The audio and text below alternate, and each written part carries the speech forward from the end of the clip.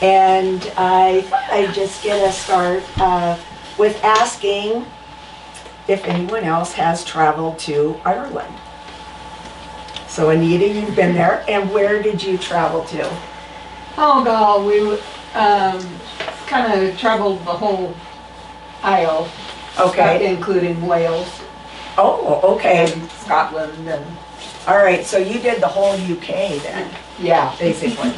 Okay. Surprised Donna Gunn is not here because she's been to Ireland. Oh, she has? Okay. Any idea where she went? Oh. Well, so up north, she made the comment up north. Okay, well that was the area that we focused on. Okay. I put up the entire island here just so you kind of get a frame of reference, and then zoom in. Oops, I'm on the wrong button. And I'll turn it off. oh, sorry. I'm like, do I have music attached to this? I was going to say it's really good music to put on there. So we really focused on that northern part, including we did go into Northern Ireland, which is, as we just talked about, part of the UK. And if you're traveling to the UK as of January of 25, you must get a UK electronic travel authorization.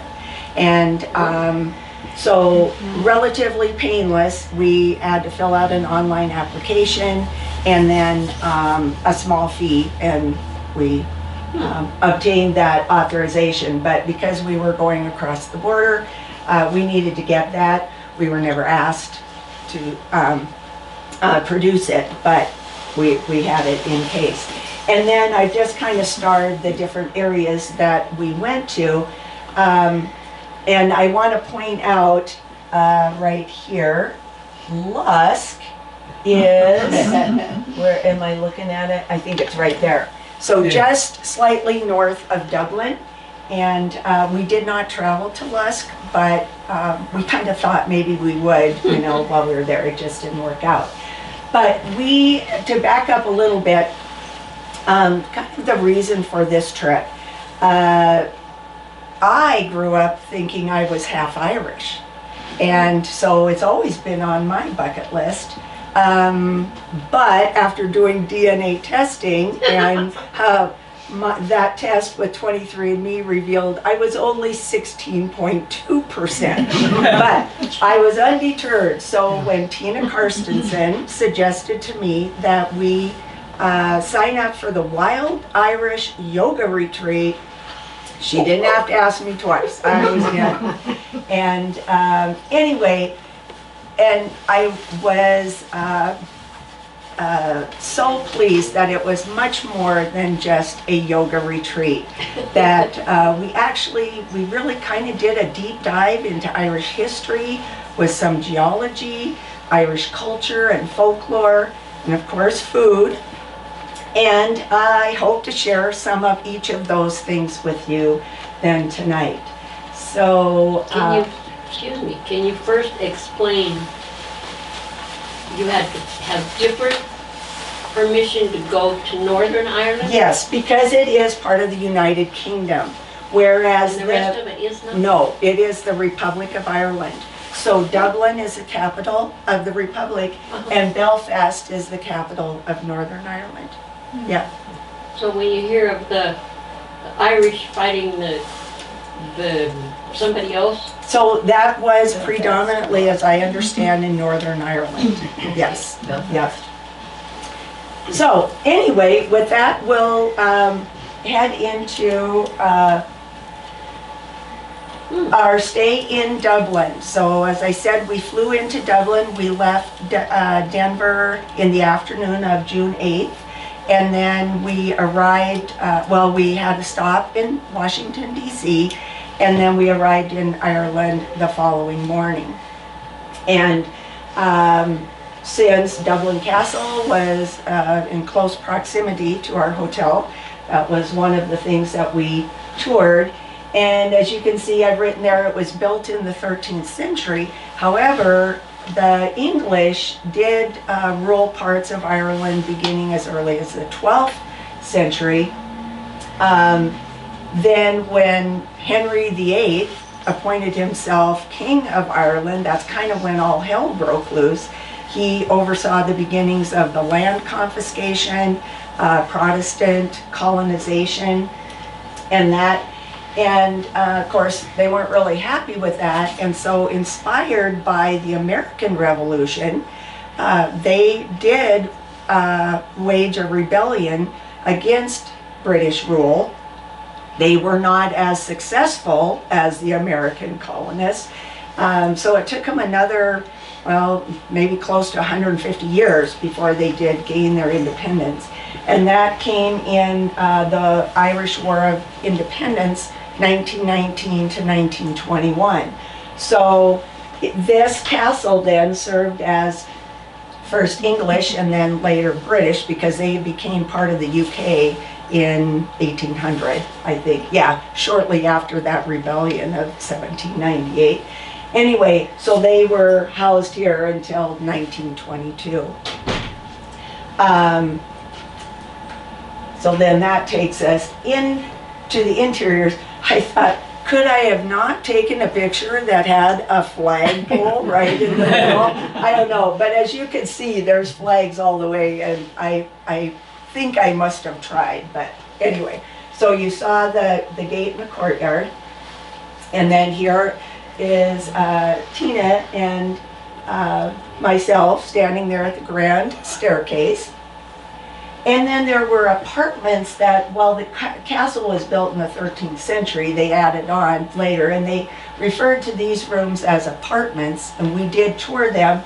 This is the throne room, and as I read on the signage, that throne dates back to 1821 when King George IV, I believe, visited.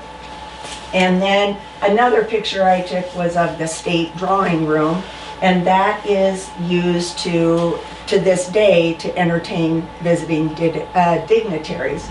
I looked at the list of folks who have been entertained there, and JFK was one of them. So that is the castle. Okay, so also while in Dublin, then we visited the Famine Memorial, and these haunting statues depict the Great Famine that began in 1845 and continued until 1852, where over 1 million people starved, and then millions more immigrated.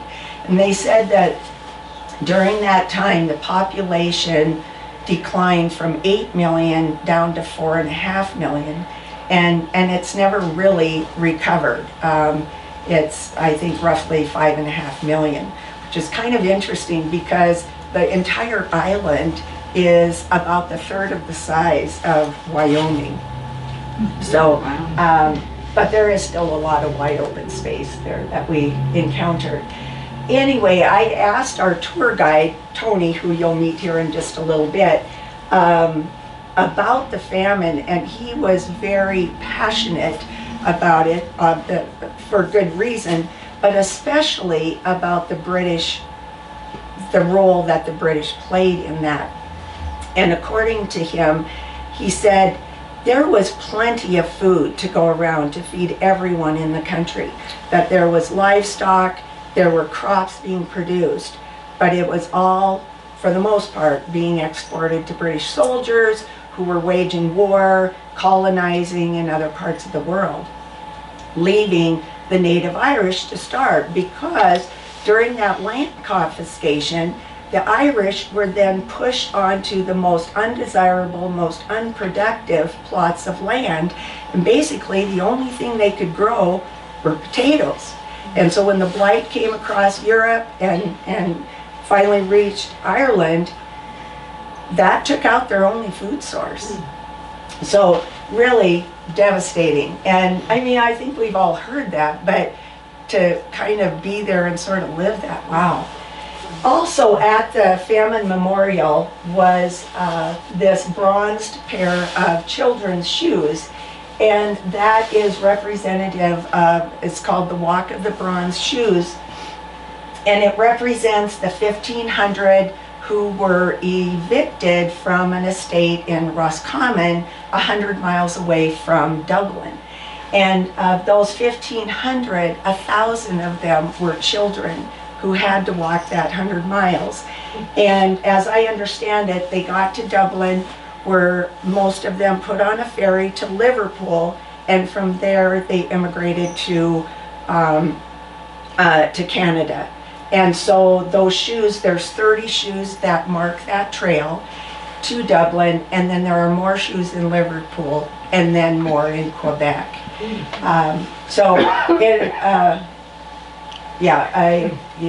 can't really fathom the cruelty there. Also at this site was a replica of the ship, the Jeannie Johnston. And as I've written there, they were instrumental in transporting 2,500 famine victims from Dublin to Canada. And the Jeannie Johnston was actually a cargo ship, but started shuttling passengers in 1848, so a bit after the famine started. They weren't the only ship to get in the passenger business, but what made them different was they never lost a passenger, whereas the other ships, it wasn't so much that they were concerned about the people, they were in it to make money. And the Jeannie Johnston prided itself on its perfect safety record, that they had enough food and water on board, they maintained sanitary conditions, they required every passenger to get up on the deck for a half hour every day to get fresh air. And so they maintained that safety record. And they said, even as it sunk, long after it quit hauling passengers, it went back to cargo. And for whatever reason, the ship started taking on water, and the crew climbed up and tied themselves to the mast, and none of them died either. They were rescued by a Dutch ship passing by before the whole thing submerged. So anyway, probably, you know, when you do good things happen to you. So anyway.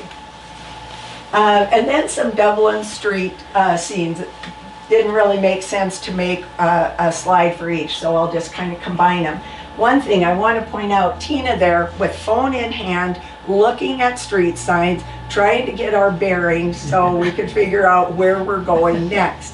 And I can't say enough how much I appreciate that Tina had the presence of mind and the willingness to pay the extra for international calling. So we could use her GPS so we could follow Google Maps, because without that, we could not have found the things that we wanted to see, because the twisting streets, some that were identified, some that weren't. Anyway, so she was our navigator, thank goodness. But also something I noticed from this picture, and I'll zoom in here. Wait, where's my zoom? No, oh, there we go. So we're there on Bloomsday. It was June 16th, and Mr. Dirks probably knows this character. But anyway, the Irish author, James Joyce, his character Leopold Bloom from his book Ulysses is celebrated on June 16th, and these folks are hanging out here in front of Sweeney's Pharmacy, and you can see that some of them are kind of dressed in period attire from 1900, the setting for that book.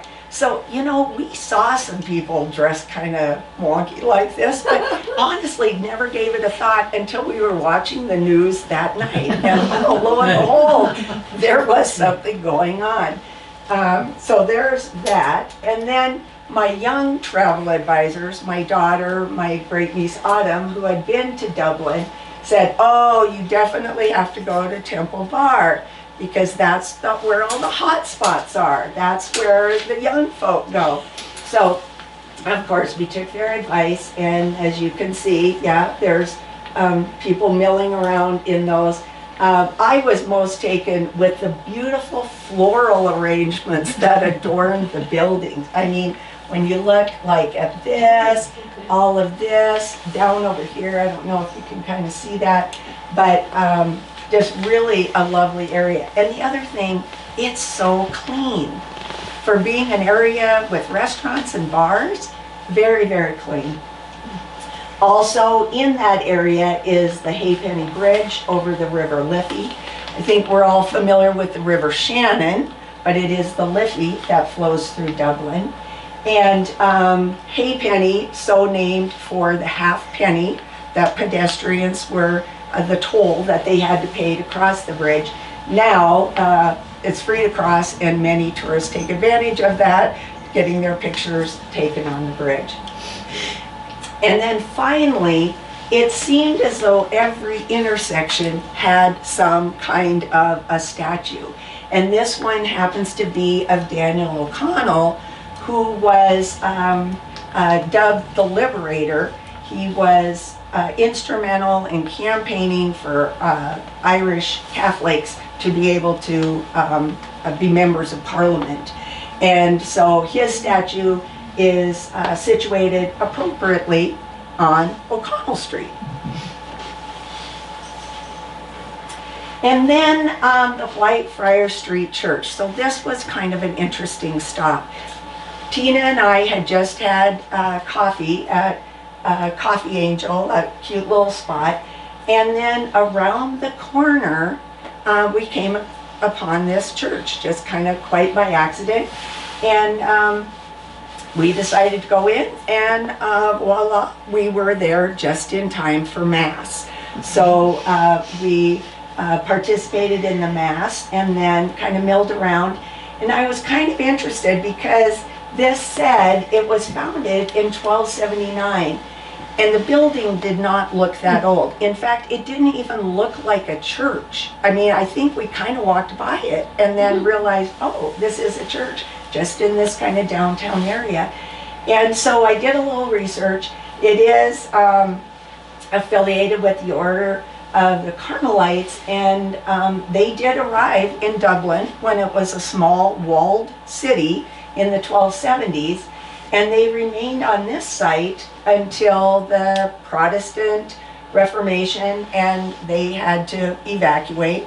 And but they reestablished themselves in the 1700s, and then the church was built in 1844. And it's undergone quite a few renovations during that time, but as you can see, just absolutely beautiful interior.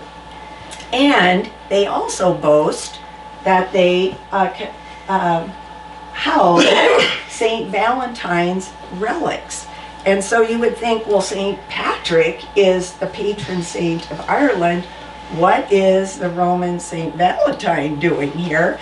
So the story goes that the priest at Whitefriar was invited to speak in Rome, and the Roman elite were so impressed with his sermon that they bestowed upon him many gifts, including St. Valentine, or parts of him. Anyway, so this Father Spratt brought back the reliquary here that contains some of Valentine's bones and a vial of his blood, placed him in a spot of prominence there with an altar and shrine. So there you go.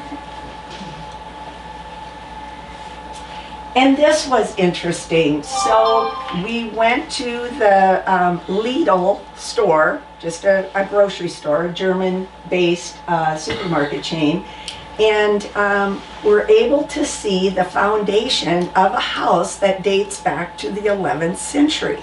So apparently, as it was being constructed, they unearthed these stones and determined that it actually belonged to a house that probably was occupied by ancestors of Vikings. And anyway, so as not to disturb the site, but to continue construction, they just threw some glass panels over that. So you're literally taking a step back in history as you're shopping. And not only that, a few centuries later, there was a theater on this site, and they uncovered this pit trap, which I found out that a pit trap allowed an actor to pop up on stage as if by magic. So, and that dated back to the 18th century, right there by the checkout and the 7-Up and orange soda. Yeah, anyway, so kind of interesting things that are so old And there they save that, it. yeah. And of course, as I promised, food. And so here we are at that Coffee Angel shop, and going in, you know, I was expecting hearty meals, meat and potatoes kind of things, had not really given any thought to desserts and pastries. But boy, was I in for a nice surprise. So as you can see, those are gigantic and as tasty as they are big. We also encountered some desserts here. I think this might have been high tea, I'm not sure. And I'm not sure what Tina's expression is here, but I think it's of impatience. Like, hurry up, take the picture so I can start eating this delicious looking mousse. But on the subject of desserts, I don't know if you guys are familiar with something called banoffee. But I encountered banoffee. It's a combination of bananas and toffee, and I haven't eaten anything as tasty as that, except for maybe sticky toffee pudding. But I haven't tried to make it yet, but I did look up some recipes, and I think it's relatively easy. Anyway, no pictures of that. But here's a hearty meal. I had bangers and mash, and of course, a beer to accompany that, always an adult beverage. There I am with a sizable plate of fish and chips. Of course, they're surrounded by water, so that's kind of a ubiquitous item on the menu. Again, with a beer. And then here's Tina with a hearty shepherd's pie, I think is what she's having there. I think I was eating bread. Actually, I did have some soup to go along with that. And a beer, so I think you get, you know, you see maybe a theme here. Anyway, so dessert and beer, and I am happy. The last thing that we did while in the Dublin area is we took the train south along the east coast, the coast of the Irish Sea, to a seaside community called Greystones. And it was a beautiful, beautiful scenery en route. And then also at this railway station, I was quite impressed. This was the Bray Railroad Station, or railway, I guess, station. And what they've done is created these tiled murals that depict each decade that this railway has been in operation. And each mural depicts something that is happening, sort of the fashion and current events, maybe, of that time. I don't know if you can read this, but this puppy has a newspaper in its mouth, and it's the 1990s, and the headline is "Peace at Last." So indicating an end to the Troubles. And again, I can't say enough how clean. I mean, this is a railway station and not a piece of litter to be seen.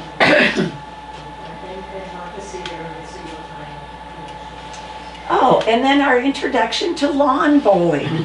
This nice woman here who was sitting this game out kind of explained to us a little bit about the rules and kind of what those folks were doing out there. So that was a new experience. And probably the most interesting one was this fully automatic, hygienic, automatic pay toilet. For just 50-cent euro, the entire place undergoes a thorough cleaning. The toilet is entirely submerged, even the floor is, before the next user comes in. Yeah, I know, I looked it up to see how is that possible, and I think they switch out the toilet. It goes in the back where it is disinfected, and then, but the other one comes out, yeah. And the floor is wet. You can see how the floor gets washed. Anyway, Nice. so again, Tina being very patient with me as I take her photo as she's entering it. Okay, so finally we meet up with our group, and I can't say enough about our tour guide, Tony, and his partner Naomi with Wild Irish Tours. Just made the trip so enjoyable, so entertaining, and I just learned so much from them. Not only was he a great tour guide, but he motored us around in this 20-passenger Mercedes bus, and amazingly could turn around on those narrow streets in Dublin. It just blew my mind.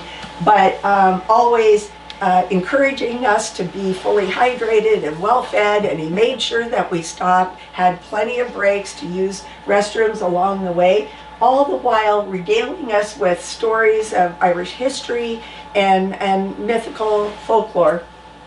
Naomi, very knowledgeable in the plant life, animal life, and folklore as well. And both spoke Irish, so I think they were able to open some doors that maybe other tour guides might not.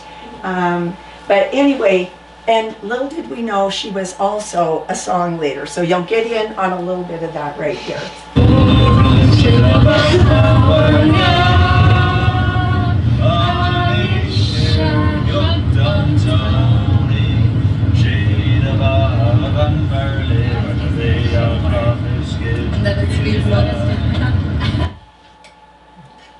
And Tony, of course, has a nice voice as well, pointing out we're driving on the left-hand side of the road there, which always takes a little bit of getting used to. And as I said, he was quite a storyteller, and so not only is he paying attention to signs and knowing where we're going, but he's also telling us stories en route. So this next clip, you can hear him. Sadly, there's a lot of bass in these, and so it's going to be a little bit hard to differentiate him from the vehicle noise. But you'll also get to see kind of the landscape, some homes, and that along the way. Paced his way to the head low and belly rumbling. Something strange began to happen. A shadow grew out over his own consumed. The wind stopped whistling from the east behind him. The birds stopped singing. And the sea went flat for a second, and then started pulsing as if some terrible tremor was coming from below. The fish started leaping out as if there was a monster beneath them. Fionn started turning around to see what was causing this. It was the footsteps of Ben and Donner. So what he says, it was the footsteps of Ben and Donner, who is the mythical Scottish giant who meets up with the mythical Irish giant, which we'll talk about here in a little bit. The first stop, while we were with Tony and Naomi, they took us just a bit out of Dublin to the Hill of Tara, which is considered to be one of the most important archaeological sites in Ireland. That, what do I want to say there? I lost my train of thought. It is was the center of religious and political power, and there is evidence of Stone Age, Bronze Age, Iron Age civilizations inhabiting that area. You can see this kind of little pimple here. This would have been the area where forts stood, and why this site was located here is at the elevation of 500 feet. They say on a clear day you can see half of the counties of Ireland, and more importantly, you could see your enemies approaching. So that was, I guess, the reason for its location. And also on this site, as I was I was pointing out kind of that little pimple. Well, that is this, dang it, the mound of hostages, which was a pre-Christian burial ground. When it was excavated in the 1950s, they found evidence of human remains dating back to like 3500 BC. And that various remains that were tested, it was apparent that it had been used for about 1500 years by different peoples. So kind of interesting to see the process that they went through there. So it's referred to as a passage tomb, and it was situated in such a way so that with the equinox or the solstice, that the light would shine in through that gate. And we were able to kind of peek in there, and we saw what I later learned was Neolithic art. I mean, looked like spirals and circles to me, but it's, you know, in archaeological terms, quite impressive. So, and it was also in Irish folklore believed to be an entrance to the other world, which will come into play here in a little bit. So, and it was here that St. Patrick, legend has it that he approached the pagan kings at this site and requested permission, or maybe he just told them that he was going to spread Christianity. And of course he used the shamrock to explain the Holy Trinity, the basis of Christianity. And then this coronation stone, or stone of destiny, as it's also referred to, is on this site.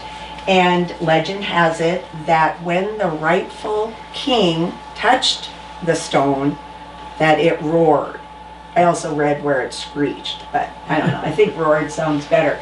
And in this picture, you can also see that, yeah, you do definitely have a vantage point that you can see for some distance over there till you get to kind of that mountain range. And then, as I mentioned before, it was believed that this was this passage to the other world. So a group kind of destroyed part of this site in search of the Ark of the Covenant, believing that it had been buried there. So kind of unfortunate that happened. But anyway, so this is our destination, Dunfanaghy, which is in County Donegal, the northern part of the Republic. And Dunfanaghy, well, I want to point out, I guess, the signage here. One thing that you'll notice in the Republic of Ireland, they use the signage is in Irish first, and then the English translation. And Sandhill was the area that our house was actually in, that we stayed in. They have a lake there, and of course a mass rock that I'm going to talk about in a bit. But it was a major fishing port up until World War I. And then at that time, the beach grass or marram grass was cut so extensively that the sand dunes eroded, blocked the river that fed the harbor, which then closed to the large fishing vessels. So they had to switch gears, and they developed their tourism sector, and they promote themselves as a family-friendly vacation spot or holiday destination, as they might say. And because of, well, they've got the lake there, close proximity to the Atlantic, golf course nearby, actually kind of right next to town, and very scenic and safe. And it is the northern tip of what's called the Wild Atlantic Way, which is a 1,500-mile route that traces the western coast of Ireland from County Donegal all the way down to County Cork. So tourism is a major economic thing here. Here's a picture just of downtown Dunfanaghy, one of the local establishments that we did darken that door. There's Tina over here on the right. You can see a few folks are enjoying Guinness.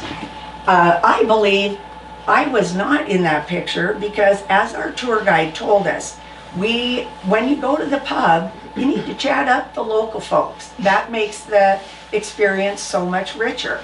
So I'm a rule follower.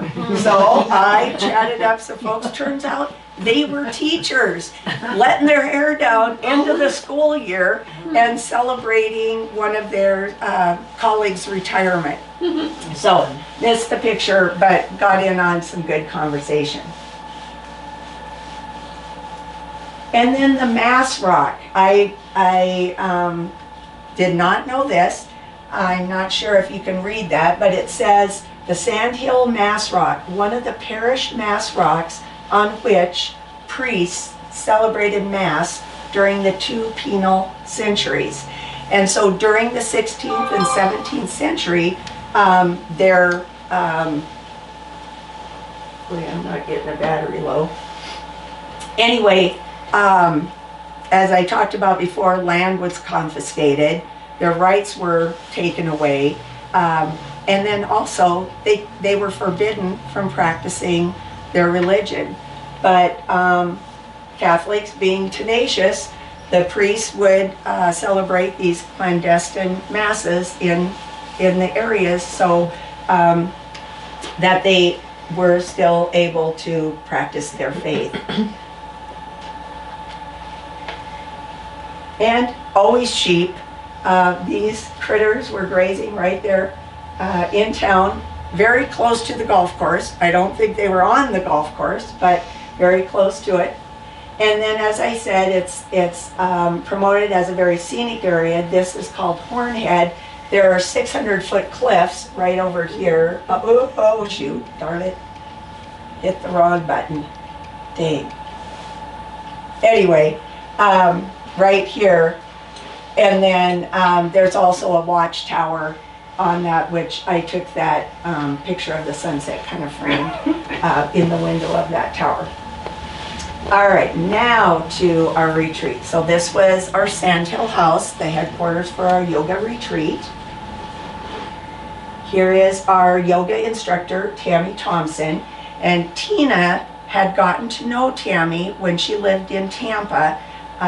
She taught at the studio that Tina joined. And so she was the one who orchestrated this trip. And so that's how Tina knew about it.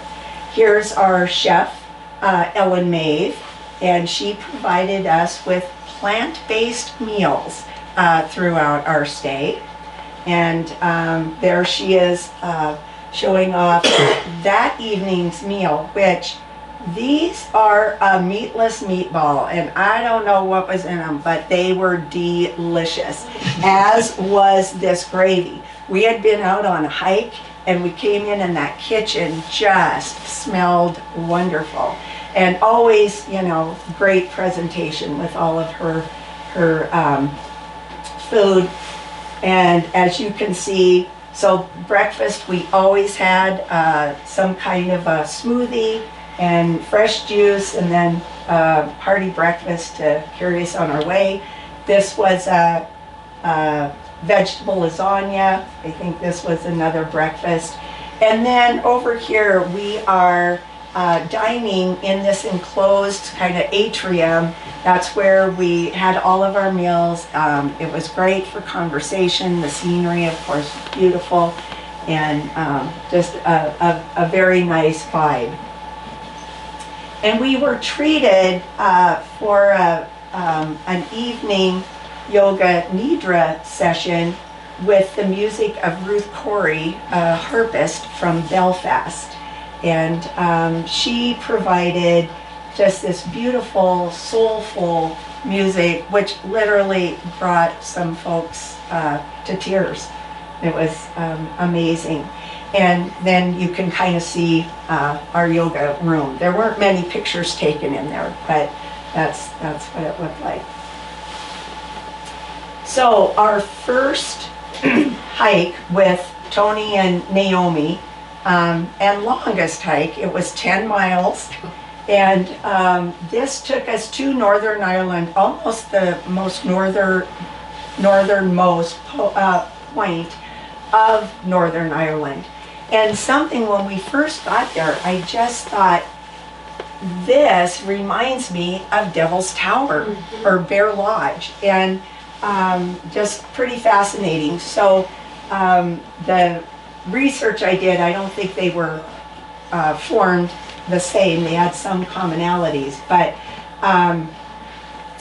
the Giant's Causeway was actually formed nearly 60 million years ago. Here's the geology part. So that was when Europe was getting ripped away from North America, and as it moved, these rifts in the Earth's surface were created, and then that produced cracks where molten rock or magma and lava flowed in, and then as it cooled, as I understand, it cooled into these hexagonal patterns, and much like how Devil's Tower cooled. I think a different process, but the cooling of that apparently creates that kind of shape. So it is designated as a World Heritage Site, so it sees over 1 million visitors a year. So you can see we weren't the only folks that were there. So I told you the geology, but Irish mythology would say that actually this was created by that the Irish giant Finn McCool, that he built this causeway or bridge to get over to that Benandonner, the Scottish giant, his rival. Anyway, so once that fearsome meeting took place, Benandonner decided he's going to tear up that causeway so that doesn't happen again. And the rubble that we see here came from his actions. So anyway, you can believe what you want to believe. But and as further proof, this boot-shaped rock here, yeah, well, it's believed to be the fossilized boot of Finn McCool. All right. So we were down at the shoreline. We had to get up to the top of those steps. So here we are, starting out, quite a climb, taking a little breather there before we continued on. Here's Tina getting close to, once we're up at the top a ways, she's approaching a ladder to scale that fence. Then there we are, walking along the cliffs. And I love this picture because it really does showcase the lush green countryside. And the other thing is those rock fences. And you know, it's rocky soil. And so there's a lot of rocks to be picked there. And what better way to use them than make them into a fence, right? Oops. And then here I am scaling the limestone cliff so as to keep my feet dry because the tide was coming in. But then I did get my feet wet, but after taking my shoes off, once we reached the beach. Is that the Atlantic Ocean, or? What's that? Is that the Atlantic Ocean? Or It that is. sea? Okay. Yep. And just another scenic picture. I found myself stopping about every 10 minutes to take just another picture of green countryside. But I think this showcases the farmland, pasture land, the cliffs, yeah. And sheep, of course, always sheep greeting us. Did So you see our any next, other, what's that? Other kind of livestock? We did see horses, we saw cows, yeah, but a lot of sheep, yeah. That's a gorgeous picture. And this was Glen Veigh National Park. It wasn't as long of a hike, it was 4.5 miles, I think. And it took us through glacier-carved valleys. Here we are starting, and again, I want to point out the signage. So always in Irish first, and then with the English translation. And you see that we are, our destination is a castle. So we're starting out here. Here's Tina taking a selfie with a bed of shamrocks there. And Glen Veigh translates to Valley of Birches. And here we are getting some protection from the elements there from this birch grove. Naomi pointed out to us the importance of the birch to the Irish, that it is a fast-growing tree, it grows in poor soil with little sun, and it's the first one to leaf out. So very important to their culture. I also read that they used the birch to build walkways through the peat bogs, which seem to proliferate the countryside.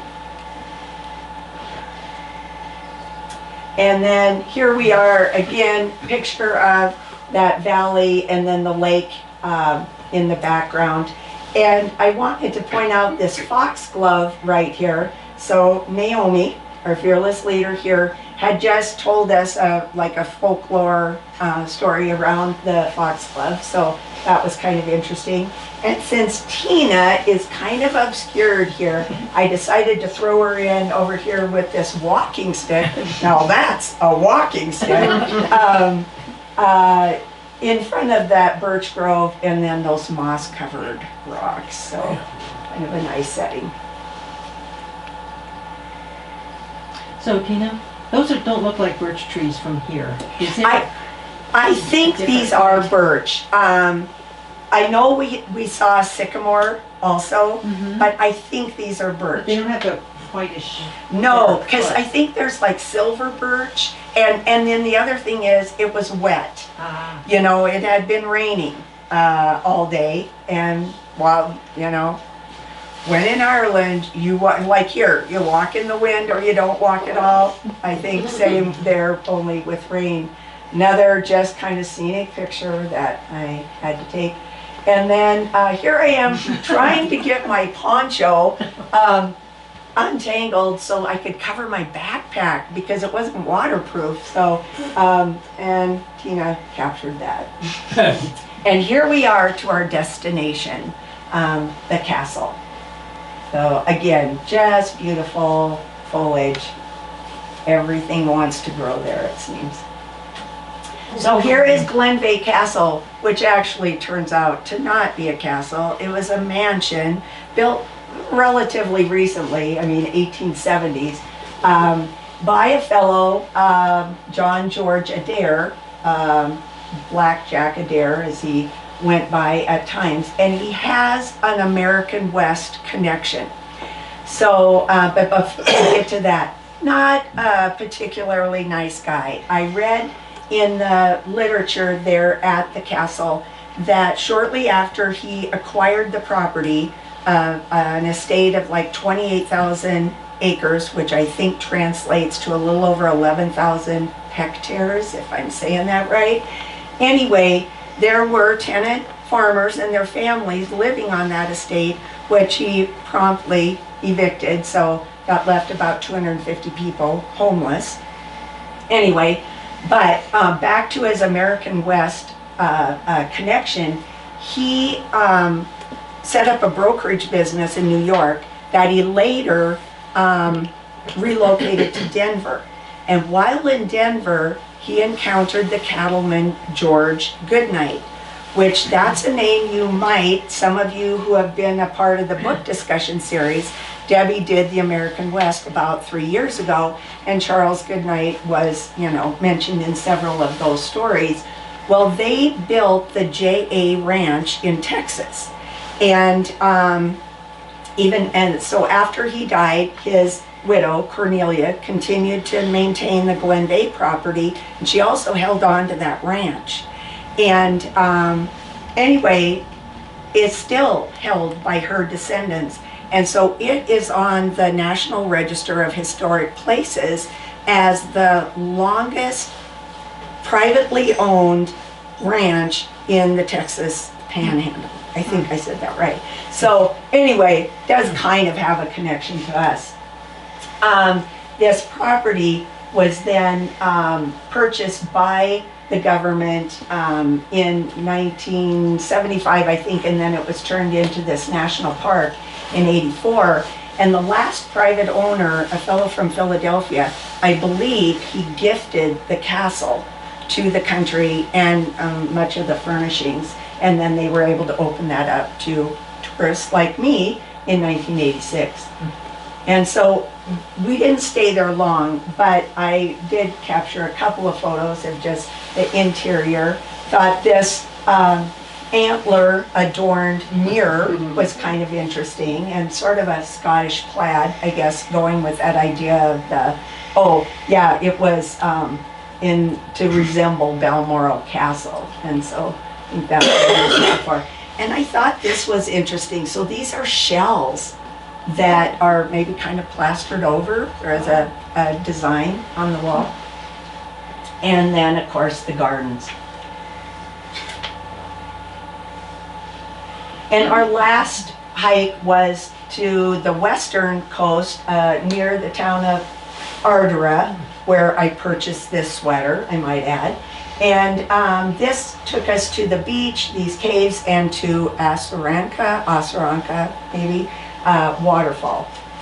And sheep, of course, there to greet us. So this was a shorter hike, but a little more treacherous. For one, we were having to dodge sheep manure because they were grazing right in our path. And also there was a stream that was flowing through our path that we tried to avoid.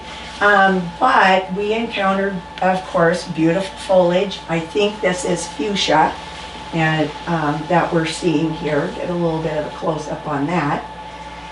So you see Tina traversing that, and as we get to the top there, our hard work pays off by looking down that pristine, pretty much deserted beach, and then the roar of the waterfall.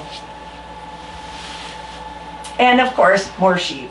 Before we got to the waterfall, we did actually meet this fellow John, who seems to be out here counting his sheep. And I don't know, would this be a black sheep? Because he doesn't seem to be part of this family, and he's there all by himself.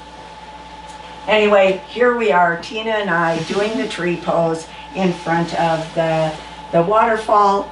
Here's our entire group posing in front of the waterfall, and our fearless leader, Naomi, doing some spelunking. Now that's a word you don't get to use very often. We'll say it again. Spelunking, I think is okay. exploring caves, right, Mr. Dirks? Could be the first time I've ever gotten to say it.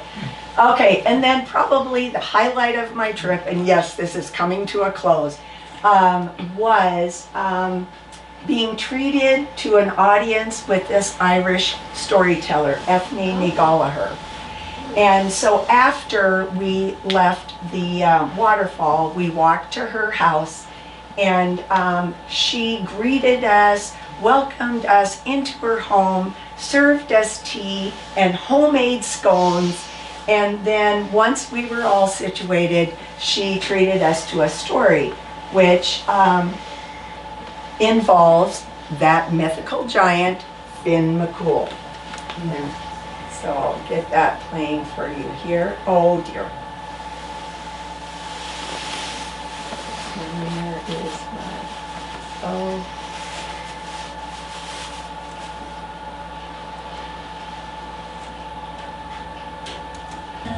and again, I couldn't see where they were going.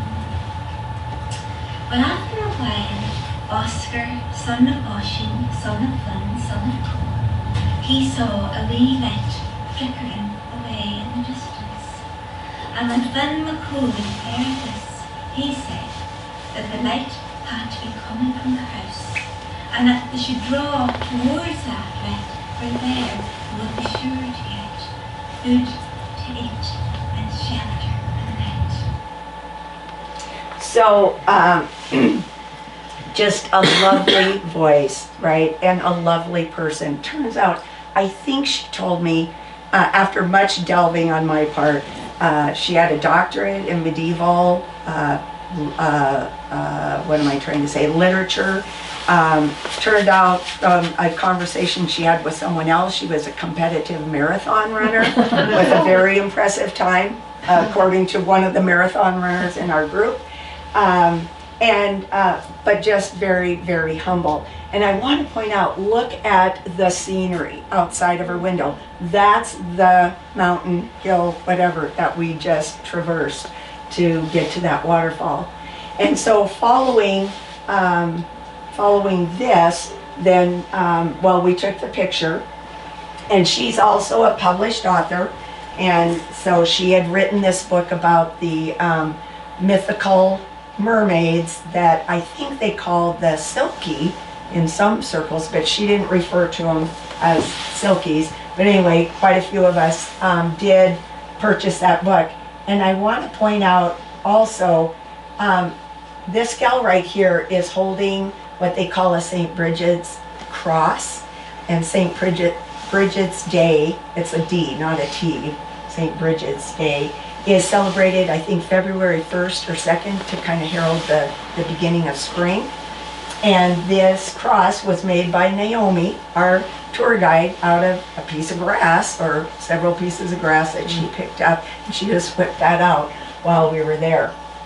And then Ethne took us across the dunes, basically her backyard, to that beach that we saw. So, wow, what a wonderful place to live. And there I am, pummeling her with questions. So, and with that, I think if there are no questions, I will bid you goodbye, or as the Irish would say, slán live. Yeah. Goodbye to all. I looked up the end, Yeah. but it was really long. Yeah. And I thought, there's no way I'll ever master that. And one last sheet picture. And for those of you who are familiar with yoga, looks a little bit like a downward facing dog, or maybe the puppy pose. Yeah, so anyway, with that, I got you out of here within an hour. Yeah. Okay.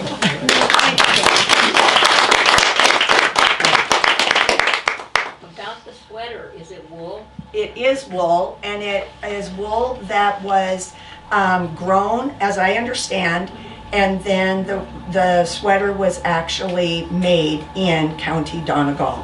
Okay. Yeah, Yeah. so It's that beautiful. came from those sheep, and yeah. Yeah.